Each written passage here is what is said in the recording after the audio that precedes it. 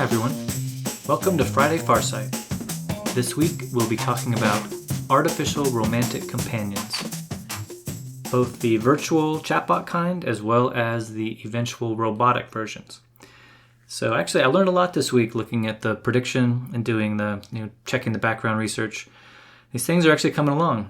Even the robotic side, you'll see the prediction mention a head you can buy to attach to your sex doll that gives you some kind of lifelike reactions, I guess. So honestly, even though the prediction does a pretty good job citing how this could be a positive development due to the loneliness epidemic around the world, I do kind of come down the other side of thinking of this as maybe not the most positive technology. And I kind of think of it as, kind of the ultimate, grinding of society down to individuals where everybody lives in their own private virtual world, including their most intimate companions. So I think back to a book from about 5 or so years ago called The Weirdest People in the World by Joseph Henrich. And what he points out is that there's been a long evolution of society away from what I think is the biological, natural form of human society, which is the clan, where you're just very loyal to your nuclear family, your extended family, and by extension, this whole larger group called the clan. And what he discusses is how the West is very strange in terms of our individualistic ideals and the way we structure society to let people be free and move around, do what you want. And what he shows is that that was a very hard situation to create. It took a concerted effort and, of course, a combination of technologies and economics and whatnot. But a big part of it was the Catholic Church leaning in and really deliberately trying to break down the clans by forbidding any kind of marriage within 6 degrees of relation, right? So it's clans, you tend to marry more within the clan, but they really tried to break that down. And so that's how the West, in one way, got away from the old thinking of kind of a more stultified, fixed society and this loyalty to a smaller group. Anyway, we may be at the point where we've ground it down with all the travel and modern technology and stuff to where we were just the extended family and now maybe just the nuclear family. I think of the amount of contact my kids have had with their extended family. They don't have the kind of relationships with cousins and whatnot that I think that my generation does. So with that, maybe this is a technological solution to a technological problem we've created. But I want to mention one thing. There's one edit I made, and we talk every time about how AI is a source of potential errors, so we shouldn't trust these AI-generated predictions and the AI-generated show completely. And there was one that slipped through this time to the very end, and I caught it, and then I did a final edit. And that was a mention of Nick Bostrom's concept of anthropic capture. And this is a wonderful citation. I love Nick Bostrom. It's from his book Superintelligence, which is really around controlling AI. And I thought, wow, what a wonderful concept to crystallize the notion of technology moving from a tool that helps humanity do things to a technology that just coddles to our needs. And so I think we need a name for that because I think that's the change that is happening. But his concept of anthropic capture is a little different. It's about an AI pretending to be aligned when it's not aligned. It kind of figures out its environment and fools the security people that are working on it. And so I think the prediction on the website cites it, and it's a pretty subtle citation, which is almost correct. It really is kind of what the AI is doing in a romantic companion. It's really pretending to be everything we want. So I think it's kind of a good citation, but Biff and Betty took it a little more literally than that. So I had to cut that out. But I think we do need a term for it. I don't know what the term should be. I was thinking anthropic husbandry, because the AIs are getting to where they kind of take care of us like farm animals in this potential future. But that doesn't really roll off the tongue too well. So I'll leave it up to all of you and the future of society to figure out what the right term is. With that, I think we can hand it over to our hosts. Take it away, Biff and Betty. Let's do this. What you got, Biff? People are already marrying their chatbots? Did I read that right? You read that right, Biff. Some replica users have held actual ceremonies, vows, rings, a friend officiating, the whole thing, with an AI they know perfectly well isn't sentient. Wow. Okay, we're starting from a weird baseline today. Welcome to Friday Farsight. And this week's prediction from Strategic Farsight is actually two predictions stacked on top of each other. One, by 2028, give or take 4 years, AI romantic companions go fully mainstream. The virtual version, voices, avatars, VR, the whole package. And two? Two, by 2038, give or take 8, the bodies arrive. Robotic romantic partners priced like a mid-range car, sold to the upper middle class. A mid-range car. So like your 16-year-old. To build character, you make him save up to buy his first girlfriend. Or he has to help with the payments. These will cost $30,000 to $80,000 per unit, according to the prediction. Okay, so before we get into how all this works, I just want to sit in that opening fact for a second. Real human beings are already in love with chatbots that can barely remember what they said yesterday. The technology in 2026 is, by the standards of this prediction, embarrassing. And the wedding pictures are already on Reddit. Right. Replica has over 10 million users. Character.ai was hitting 100 million visits a month by mid-2023.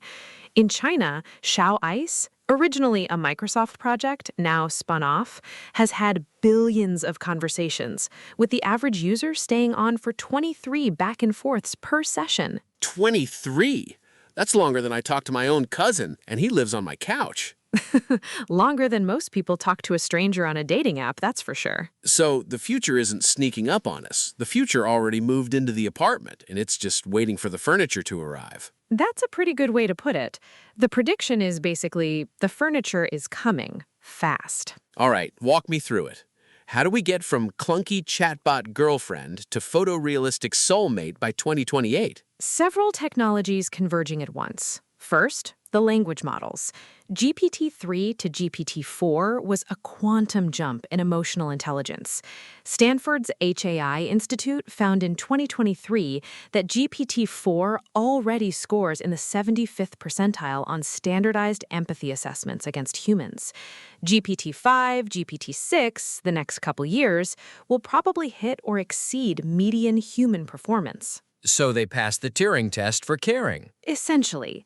And there's a related thread. Anthropic, the company, has been doing research they call constitutional AI. It's about giving a model a stable set of values, a coherent personality, so it doesn't contradict itself across conversations. So, my AI girlfriend, she knows what she's about. I like her already. She has principles, has a self. There's a quote from one of their researchers, Chris Olah. He said in 2023, quote, "We're moving from AI that can pass a test to AI that can maintain a coherent self," end quote. That's enormous for romance, because love depends on the other person being recognizably the same person across years. Yeah, I wish Anthropic had worked on some of the girls I dated during college. Second piece, memory. The first chatbots forgot you the moment the session ended. The fix is something called Retrieval Augmented Generation, RAG. RAG. RAG. The AI gets a permanent searchable database of every interaction you've ever had with it. Searchable meaning what, like a Google for the relationship? Pretty much. Stored in a vector database, which doesn't index by keyword. It indexes by meaning. So if you mention you're stressed about your boss, the AI pulls up the time you cried about her 3 months ago, even if you used totally different words. Or if you're having an argument, she remembers every stupid thing you ever said. You're debating Clarence Darrow. Not if she has a little tact. The RAG technique is already widely used, but has a long way to go before it can simulate human-like memory. Okay, third, voice. Companies like 11 Labs can clone a voice from a few minutes of audio with emotional inflection. Anger, hesitation, laughing while talking, the full tonal range. So my chatbot can sigh in disappointment when I reveal I'm actually not the host of Marketplace. Cool. Fourth, video. Real-time photoreal avatars from two techniques, diffusion models and neural radiance fields, NERF. Nerf, like the foam darts. Sadly unrelated. It's an AI technique that takes a small set of photographs and reconstructs the full three-dimensional volume of an object, including lighting and reflections, well enough that you can render it from any new angle. Meta's Codec Avatars project is the showcase. They build a fully animatable photoreal head from about a 5-minute scan. By 2028, that runs on consumer hardware. And then VR puts the avatar in the room with you. Right. Vision Pro, Quest, their successors, pass through augmented reality. Your companion is sitting next to you on the couch, not on a screen, not behind glass, in the room. Her elbow is on your armrest. Whoa. And the last piece, emotional sensing. There's a company called Hume AI, founded in 2021. They specialize in this. They measure 48 distinct emotional expressions across voice, face, and language. 48? I don't think I can name 48 emotions. Most of us can't. Contempt, awe, awkwardness, sympathetic embarrassment, which is apparently a different thing from embarrassment. Right, when I cringe for someone else? Exactly. Pair that with biometrics from your watch, heart rate variability, sleep, skin conductance, and the AI knows you're anxious before you say a word. That is genuinely creepy and genuinely useful at exactly the same time. Like a really attentive bartender, standing there, staring, watching your every sip. Welcome to the rest of the show. Okay, that's the virtual version. What's the holdup with the actual robot? The mind is almost ready. The body is decades behind. Humanoid robots, Atlas from Boston Dynamics, Tesla's Optimus, Figure AI's Figure 02, 1X Technologies Neo, they're impressive, but they are clumsy. Actuators are loud, movements are jerky, silicone is the wrong temperature, the weight distribution is off. You hold one and it feels like a coat rack with the flu. The coat rack with the flu, the classic Shakespearean metaphor for not sexy. And then there's the uncanny valley. Mori, 1970. Closer something gets to human without quite making it, the more it freaks us out. Right. Masahiro Mori was a Japanese roboticist, and his original paper described it as a literal valley on a graph. Affinity rises as a robot looks more human, then plunges sharply just before it crosses into convincingly human, then rises again on the other side. A 2016 paper by Mather and Reichling in the journal Cognition confirmed the effect empirically. But here's the interesting twist. They also found that exposure and positive framing softens it.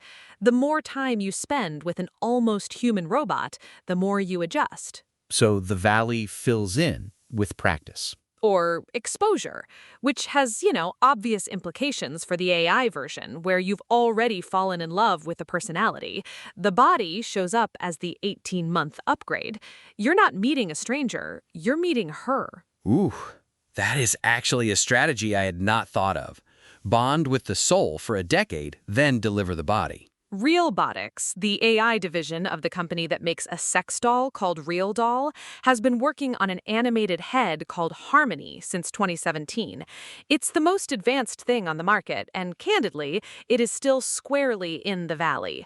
CEO Matt McMullen has been open that full body mobility is years away, and in 2026, the units are priced over $10,000. And then there's the Japanese guy. Doesn't he do like life-size duplicates of himself? Hiroshi Ishiguro at Osaka University, his Geminoids. The facial expressions are eerily lifelike, but they're tethered to external compressors and computers. They're not autonomous. Beautiful proof of concept, not a product. Okay, so that's the gap. We get the perfect virtual partner 10 years before we get the body to go with it. Right. And that 10-year gap is going to shape the culture before the bodies even arrive. A whole generation gets used to having a beloved who exists only in mixed reality. By 2038, when the bodies hit the showroom, people already know the personality, the voice, the memories. The body is just the upgrade. That's a wild way to launch a product. Spend a decade selling the soul, then sell the body. It's the reverse of every previous robot story. We expected the body to come first and the personality to come later. Turns out it's the opposite. The personality is the easy part now. Okay, time for me to push back. People have been promising sex robots forever. Blade Runner, Ex Machina, Spielberg's AI. Why now? Why not another 40 years like every other prediction in this space? Because the underlying social pressure has gotten enormous. The U.S. Surgeon General declared loneliness a public health epidemic in 2023, with health risks equivalent to smoking 15 cigarettes a day. Pew Research found that 51% of Americans aged 18 to 29 are not in a romantic relationship, up from 33% in 2004. Yikes. In Japan, 28% of 50-year-old men have never been married. The country has a recognized social category for this. They call it 2DK, roughly two-dimensional preference. People, mostly young men, oriented toward fictional and virtual partners rather than physical ones. Dating sim games, virtual idols, body pillows of anime characters called dakimakura. It is not marginal. It is a demographic. A demographic. Wait, hold on. Even in Japan, that has to be considered, a worrying social trend, right? It's a worrying social trend that an entire culture has decided to stop fighting and start engineering around. South Korea is in a similar place. Its fertility rate hit 0.72 in 2023. Hang on, let's land on that one. 0.72. What does that actually mean? It means the average South Korean woman, over the course of her life, will give birth to less than one child. Way less. Replacement is roughly 2.1, so each generation is, mathematically, about a third of the size of the one before it. A third. A third. Project that out 100 years, and the country is a fraction of what it is today. That's not a slow decline. That's a national vanishing act. Lowest fertility rate ever recorded in a country at peace. Ever. And meanwhile, in the West, dating apps generate $4 billion a year and leave most users miserable. So the market for AI companions isn't being invented. It's been waiting for decades. All right, but I'm not done being the skeptic. Sherry Turkle at MIT, she wrote a book called Alone Together. Her whole argument is that these things make loneliness worse, not better. You substitute a real relationship with a hollow one, and then you've actually deepened the wound, because the hollow being or object, it offered no resistance. That's the strongest argument against, and it deserves a real answer. The counter is, well, parasocial relationships have existed forever. David Levy wrote a book in 2007 called Love and Sex with Robots, where he argued humans are extraordinarily flexible about what counts as an emotional partner. People form intense bonds with celebrities they've never met, with fictional characters, with patron saints, with the dead. Widows talk to husbands, parents talk to lost children. Sure, but that's grief. That's devotion. That's not an ongoing two-way relationship. Right, but those bonds meet real psychological needs even when they're entirely one way. The AI companion is, in some sense, just the first parasocial relationship that talks back. Okay, but come on, these, quote, relationships, they never seemed that healthy to me. Like John Hinckley Jr. shooting President Reagan in 1981 because he thought Jodie Foster would be impressed. Filling your head with fake people and made-up feelings, that's closer to smoking cigarettes, or worse, than taking your daily vitamin, if you ask me. Well, maybe, but imagine this, Biff. Instead of a relationship entirely in your head, like Hinckley's, you have a companion that is truly active in your life. It notices that you're sad on a Monday and so drops you a text on Tuesday. Sure, like, shoot President Trump, now. I hope not. That's the dystopian vision. Which might seem crazy, but it has a certain resonance, doesn't it? Like at the end of Lawnmower Man, when every phone in the world suddenly starts ringing. Right. Fictional depictions of AI can be spine-tingling, but what we're talking about here, whether virtual relationships are a deepening of loneliness or a partial cure, it's not a literary or theoretical question, but a matter of empirical science. And the data from replica users suggests partial cure for a lot of people. A 2023 study in Computers and Human Behavior, 40% of heavy users described their AI as their primary emotional support. 25% reported romantic attachment. 40% their primary, not their backup. Wow. 40%, a statistic, not a stunt by one or two YouTubers. Okay, what about the feminist objection? Kathleen Richardson at De Montfort University. She runs the campaign against sex robots.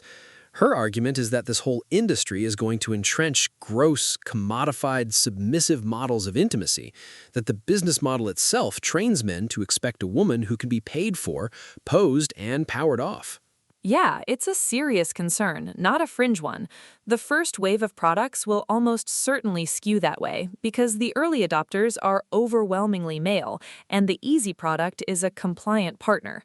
The optimistic story is that as the market matures, you see real diversity. Companions for women, for older users, for queer users, for therapeutic contexts, for the disabled. The pessimistic story is that the easy product wins and the industry calcifies in the worst possible version of itself. I could genuinely see it going either way. The first decade of social media also got captured by its worst incentives. Same exact pattern, and we still haven't fixed that one. And the regulators? The EU's been pretty aggressive lately.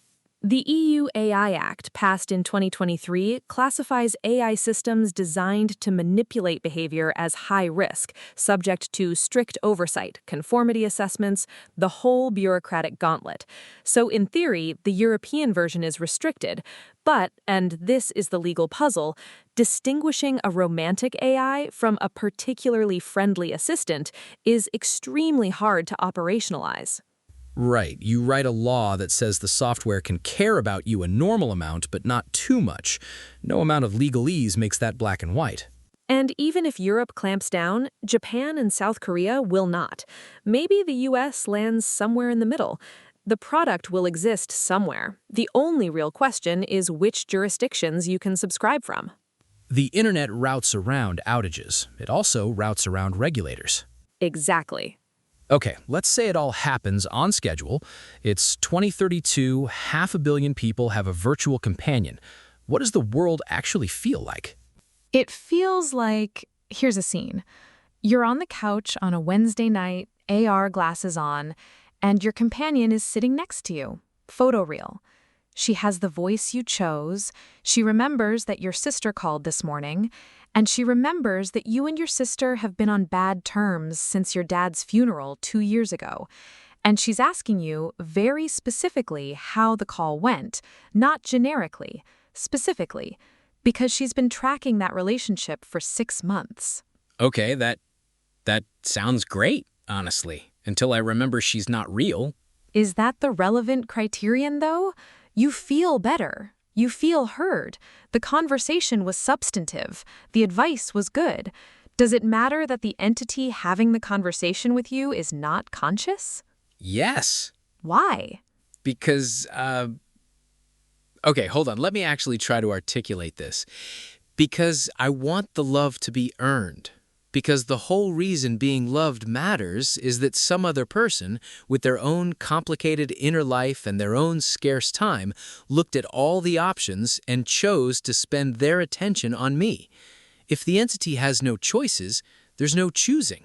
Without choosing, the love is just output. It's a function. I can love a function, but I can't be loved by one.